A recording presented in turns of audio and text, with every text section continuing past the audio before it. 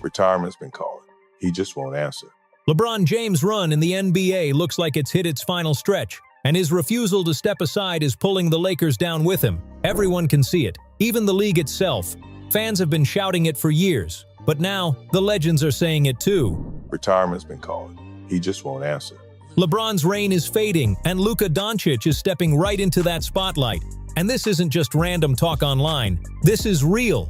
Michael Jordan straight up said this retirement's been calling, but LeBron just won't pick up the phone. That's MJ talking. But wait till you hear what Magic Johnson and Shaq had to say, because they took it to another level. You've never heard them speak like this before, and the message is loud and clear. LeBron is a bad boy too. He's a bad boy, but he's not Michael. Don't get it twisted. I love LeBron, but no. And the wild part? This whole Luka takeover didn't just pop up this season. It's been building for years. It's the natural next step in the NBA story, but the only one acting shocked about it is, of course, LeBron himself. If you've really been watching, the writing's been on the wall. By early 2026, Luka wasn't just another contender. He had become the center of gravity for the Lakers. Look at the All-Star votes. The proof is right there. Luka racked up over 5.2 million fan votes at the start of the year, while LeBron barely scraped past 3.1 million. And what's even crazier, nobody was surprised. Everyone, the fans, the press, the players, even the old-school legends, seem to agree that it's Luka's time to shine. So why on earth are we still seeing Uncle LeBron trying to run with kids half his age? Why is a 41-year-old man still trying to compete with 20-year-olds? It's wild. At some point, we will see LeBron retire, but you got a 25-year-old Luka Dončić, so that means we got another good 10 years looking at the Lakers. And it's not just the voting that tells the story.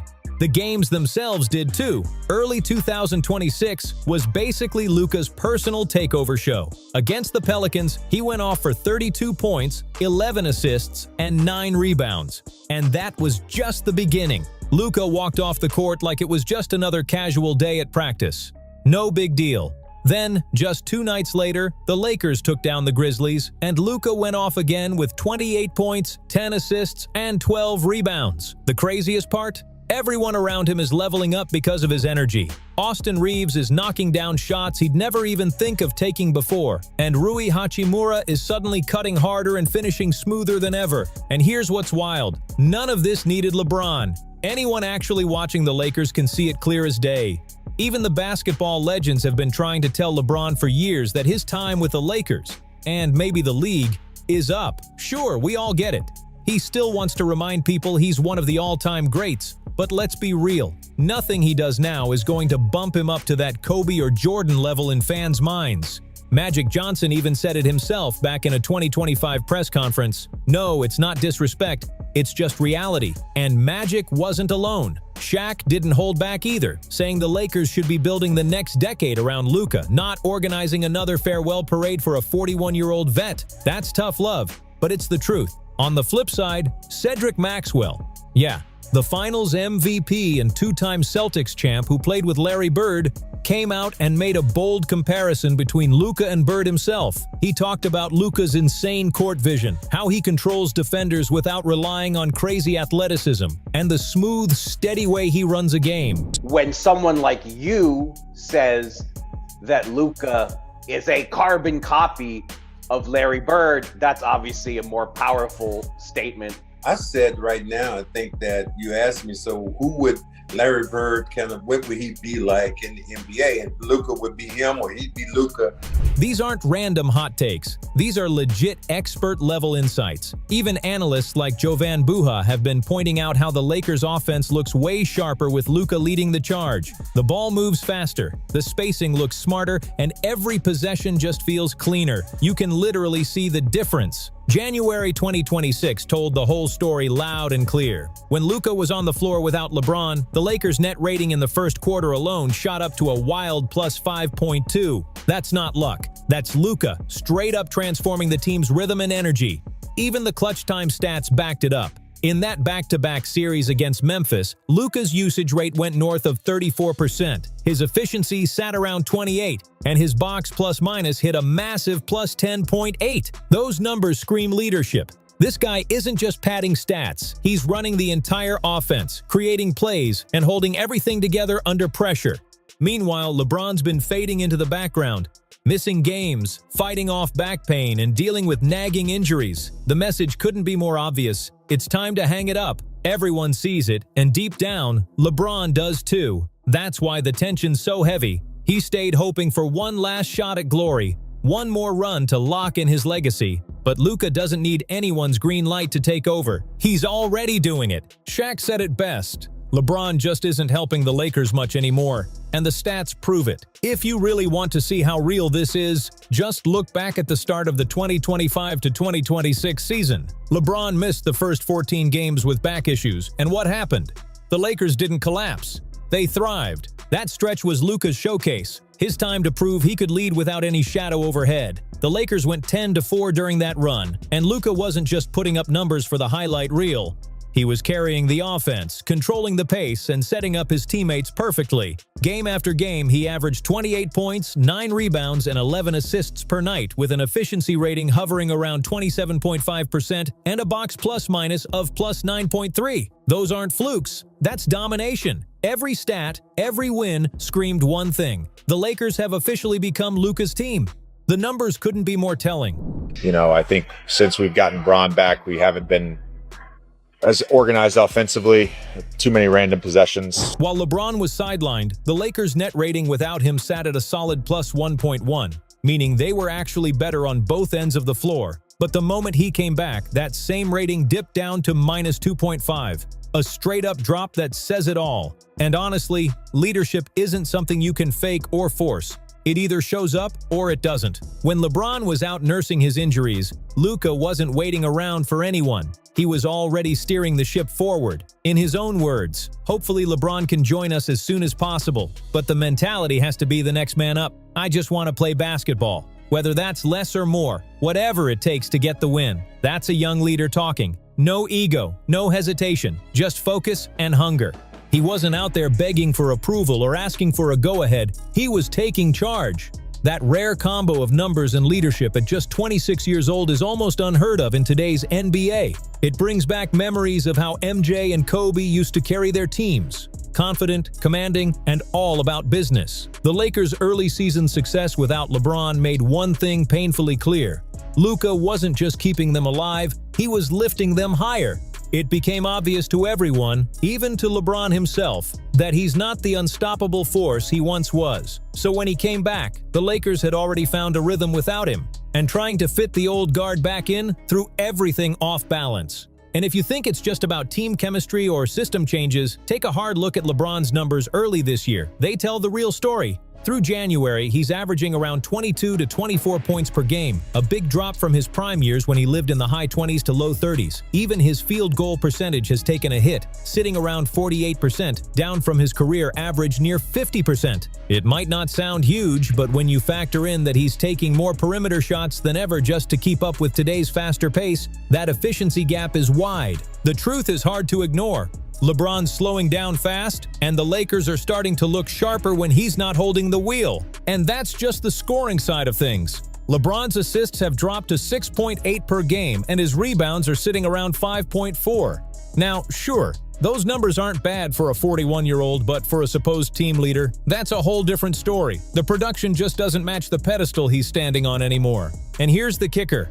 That legendary streak LeBron always loved to brag about, the one where he scored at least 10 points in 1,297 straight regular season games, yeah, that streak's gone. It ended this very season in December against the Raptors. The Lakers still pulled off the win, 123 to 120, but LeBron himself only dropped 8 points. Just 8. For someone who once defined dominance, that's a major sign of decline. Physically, it's all catching up to him too.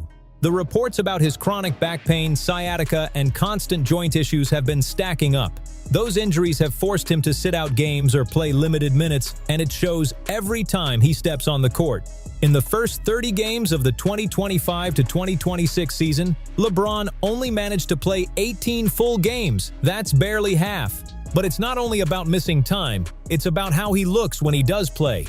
His first step doesn't explode the same way. His side-to-side movement is slower, and when the Lakers try to run a fast pace, LeBron can't keep up like before. You can see it, the energy, the fire, that constant drive he was once known for. It's fading. Even from a coaching perspective, the cracks are showing. Head coach J.J. Redick didn't sugarcoat it when he said the team's been less organized since LeBron came back. And when your own coach is saying that out loud, you know it's real. I know you. Yes, sir. You're going to do it. You're going to do it, man. Yes, good luck. Then there's the off-court mess that's only made things worse. People are still talking about his rumored connections with Diddy, whispers about how much influence he had in getting Bronny drafted to the Lakers, and all kinds of strange stories swirling around him. Whether the rumors hold water or not, it's clear that the focus has shifted. LeBron staying in LA isn't about the future of the team anymore.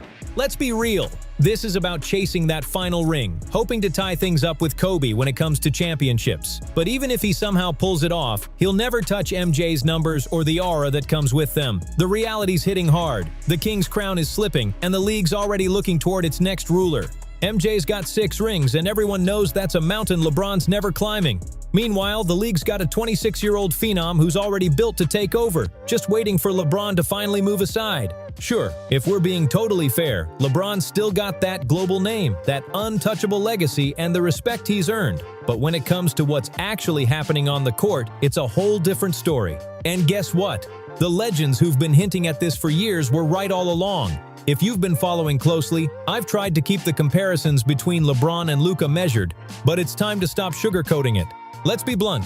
Luka Dončić is a better player than LeBron James. Yeah, I said it, and the numbers back it up. Look at the head-to-head stats. The difference isn't just visible, it's massive. As of early 2026, Luka's averaging 33.5 points, 8.7 assists, 7.9 rebounds, and 1.52 steals per game.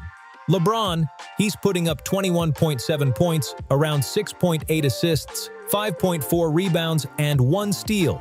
That's not a small dip, that's a full generation gap in performance. Luka's out there logging 50% more minutes at peak efficiency, running the offense, controlling the tempo, and closing games like a veteran. Meanwhile, LeBron's stuck on a strict minutes restriction just to stay healthy, and even with that, he's not delivering the same impact on the floor. The torch isn't being passed, it's being taken. And here's a stat most people don't even realize. In his first 6 seasons, Luka already has 5 All-NBA first-team selections, a playoff scoring average of 31.0 points, and a career-high 73-point game. That's insane. Compare that to LeBron's first 6 seasons, 3 All-NBA first teams, a 29-point playoff average, and a career-high 61 points in a single game. Luka's not just matching what LeBron did, he's doing it faster, smarter, and with more control over every aspect of the game. Bottom line, Luka's already performing at a level it took LeBron years to reach, and he's doing it while carrying his whole squad on his back. The future isn't waiting anymore. It's already here, and it's wearing number 77. Between Luka and LeBron, only one of them ever bailed on his squad to chase rings, and it wasn't Luka. Luka stayed loyal until the front office made the move themselves, while LeBron's track record shows he's jumped ship more than once when things got tough. That alone should tell the Lakers exactly who they need to start backing right now. Loyalty, leadership, and clutch performance. Luka checks every box. And speaking of clutch, Luka's in a whole different universe compared to LeBron these days. Just look at the January 10th, 2026 game against Memphis, the first of that epic back-to-back. The fourth quarter was tense. The Lakers were down by 2 with 4:30 left, and then Luka flipped a switch like he unlocked a new gear. In those final 5 minutes, he drilled 7 of 9 shots, including a cold-blooded step-back 3 that sealed the win. That's what you call closing out a game. Now compare that to LeBron's so-called clutch moments, like the one earlier in the season against Phoenix. Sure, he hit a late jumper, but the team actually performed worse with him on the court during crunch time, finishing that stretch with a -3 differential. That says everything. Because they probably killed me for it. No, you should say it. We can edit it out. We won't. Yeah, he played the way he played. He plays like a white guy? No, he plays like a black guy. Then came the January 12th Memphis rematch, another nail-biter that went down to the final 2 minutes. Luka completely took over again, dropping 8 points, 4 assists, and 2 rebounds in that short span, setting up his teammates for open looks just by drawing every defender in his direction. That's superstar impact. Not just scoring, but making everyone around you better. And the stats back it up. LeBron's true shooting percentage in the final 5 minutes sits around 52%, while Luka's rocking a massive 61%. That's not a small gap. That's a whole level of difference in efficiency and control. But it's not only numbers. You can feel the difference in how the team responds. Remember what I said about Luka elevating his teammates? In that Memphis back-to-back, Rui Hachimura put up 22 points across both games while hitting an insane 70% from the field. And Austin Reeves? He came alive in clutch time, drilling 5 huge threes, all perfectly set up by Luka's playmaking. Now put that next to LeBron's Toronto game, the one where he only scored 8 points. That same night, the Lakers completely lost their rhythm, and it got so messy that a role player had to hit a contested 3 just to push the game into overtime. That's the difference right there. When Luka's on the floor, the Lakers dominate. When LeBron's out there struggling, the whole squad feels it. And that takes us right back to the main point. Luka is outshining LeBron in every category that matters. Scoring, passing efficiency, floor control, leadership, and even durability. Luka's got the edge across the board. So when Michael Jordan said retirement's been calling for LeBron, it wasn't some cheap jab, it was just him saying what everyone else has been thinking. But here's where it gets even more interesting. MJ's been showing love to Luka long before this whole situation exploded. Back in 2022, a clip went viral of MJ greeting Luka, and this wasn't your typical handshake or pat on the back. Nah, this was a real hug, a full-on proud big brother embrace that said everything without words. And you've got to understand how rare that is. The last time we saw MJ show that kind of genuine respect and emotion toward another player was with Kobe Bryant. That moment with Luka wasn't just friendly. It was like a stamp of approval from the greatest player who's ever touched a basketball. Now here's the twist. That same night, MJ also crossed paths with LeBron. And the vibe couldn't have been more different. No warmth, no connection, just a quick, cold exchange that said it all. You could see it plain as day. MJ wasn't even trying to hide how he feels. Then there's Allen Iverson, another legend who never bites his tongue. When he was asked about Luka's style, he didn't hold back, saying, "That boy got the kind of flow you can't teach." And before anyone misreads it, that's Iverson's highest level of praise, the kind he reserves for pure hoopers. But Iverson didn't stop there. During an ESPN interview, when they asked him straight up about the LeBron situation, his answer was cold and clear. It's time for him to leave. It's Luka's time. You could hear the finality in his voice. No sugarcoating, no hesitation. And that's what makes this whole thing so wild. These aren't just analysts or casual fans talking. These are legends, Hall of Famers, the guys who built the league's foundation, and they're not even pretending to play neutral anymore.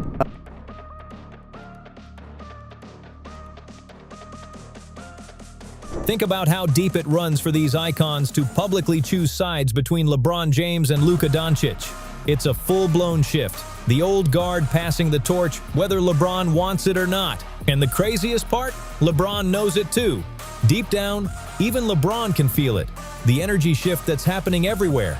In the locker room, on the court, and even in the stands. The vibe's different now, and everyone can sense it. And according to multiple whispers from inside the Lakers camp, that shift has brought some real tension behind the scenes. Tension strong enough to cause actual confrontations. See, Luka isn't the future anymore. He's the present, and that rise has flipped the Lakers' entire dynamic upside down. The team's quietly redefining who's really in charge, and let's be honest, that doesn't sit easy when you've spent 2 decades being the guy. One of the first big signs of this power shift came when Luka openly talked about a private rotation meeting he had with coach JJ Redick. And here's the kicker, LeBron wasn't even part of it. After a blowout win over Sacramento, Luka told reporters that he and JJ had pre-game talks about minutes, roles, and game flow for that night, all without LeBron being included. That might sound small, but in NBA culture, that's huge. A coach doesn't sit down to discuss rotations and leadership roles with a rising star unless there's real trust in his command of the team. That's the kind of respect LeBron used to get automatically,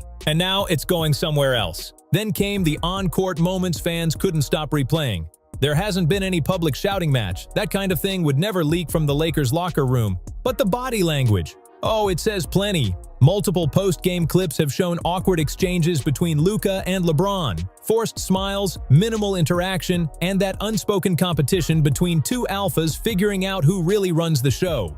And one clip went viral. The moment LeBron appeared to snub Luka's handshake after a tough win, it spread like wildfire online, and fans instantly started reading between the lines. That wasn't just a missed high five. It looked like pride clashing with progress. Even insiders have been talking about it. One anonymous reporter close to the Lakers said, "LeBron isn't used to sharing the floor with someone else commanding the team. Luka's confidence and assertiveness come naturally, while LeBron's trying to keep control the only way he knows how." That's the heart of it right there. Luka's leadership feels effortless, organic, while LeBron's fighting to hold on to something that's clearly slipping away. And honestly, when you see how the game's changing and how naturally Luka's taken the reins, you can't even blame the legends for siding with him. The torch isn't waiting to be passed, it's already been snatched. If you really watch Luca Dončić play, you can't miss it. There's something different about him. He's got that rare soul of basketball, the kind that isn't about flashy dunks or highlight reels, but about pure love for the game. When Luka's on the court, he makes you remember why people fell in love with basketball in the first place. Think about it. MJ's cold mid-range jumper, Larry Bird's unreal court vision, Magic Johnson commanding the floor, or Shaq's unstoppable power in the paint. And somehow, Luka channels pieces of all of them. The craziest part, he's only 26 and already the first player since Kobe Bryant to truly bring back that old-school fire while thriving in today's fast-paced, three-point heavy NBA system. You know, he has that old, and I hate to say it, that old Duke fundamentally sound footwork, reaction, ability to create shot. Let's talk about that fearlessness. Luka doesn't flinch at contact, never hesitates in crunch time, and always takes the shot when the game's on the line. Just look at his rematch against the Grizzlies earlier this year. That performance screamed old-school dominance. It was leadership straight out of the MJ and Kobe playbook. Even his signature step-back threes, modern, stylish, and lethal, carry that same DNA as Jordan's iconic fadeaway.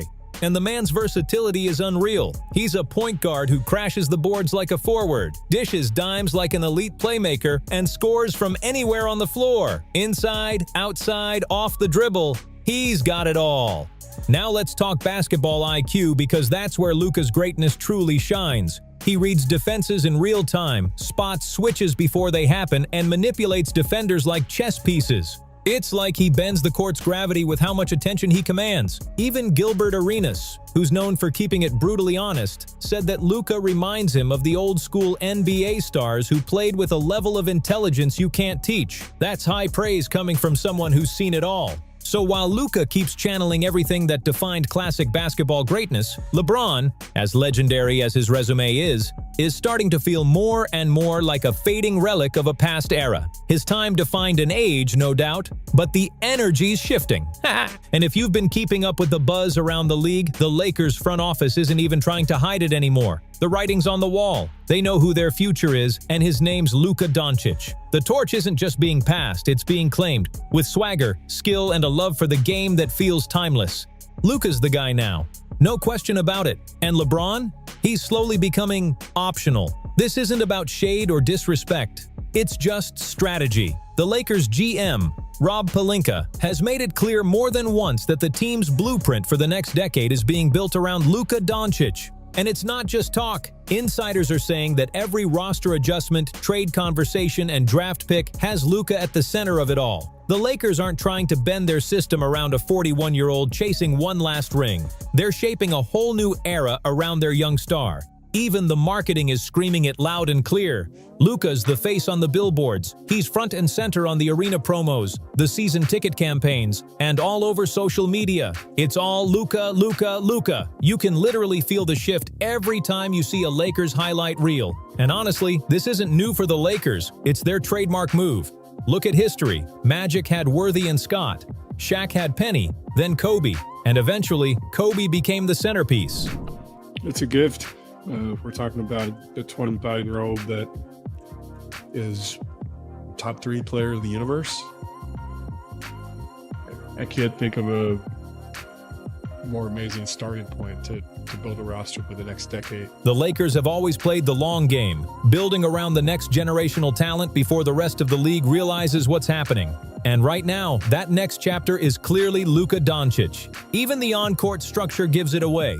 LeBron's minutes are carefully managed now. There are stretches where he's sitting on the bench while Luka completely commands the offense. The ball runs through Luka, the team's rhythm follows Luka, and the wins, they're coming because of Luka's leadership. So when people argue about who's running this team, it's not just about stats anymore. The front office knows exactly who their future belongs to. At this point, the ending feels inevitable. The story's already written. LeBron just gets to decide how it's told. He can bow out gracefully, pass the keys to Luka, and let the world remember him as the legend who knew when it was time to step aside. That move wouldn't take away a single thing from his legacy. It would actually elevate it. But if he refuses to move and keeps standing in the way, then the Lakers, the front office, and plain reality will eventually make that call for him. And that version of the ending? Yeah, that one's gonna be ugly. Because the truth is simple, Luka's here. The team is his. The future is his. The only thing left to see is whether LeBron exits like a legend or gets pushed out like a relic. If you're loving this breakdown, don't forget to like, subscribe, share, and drop a comment on what you think the Lakers should do next. I'll catch you in the next one.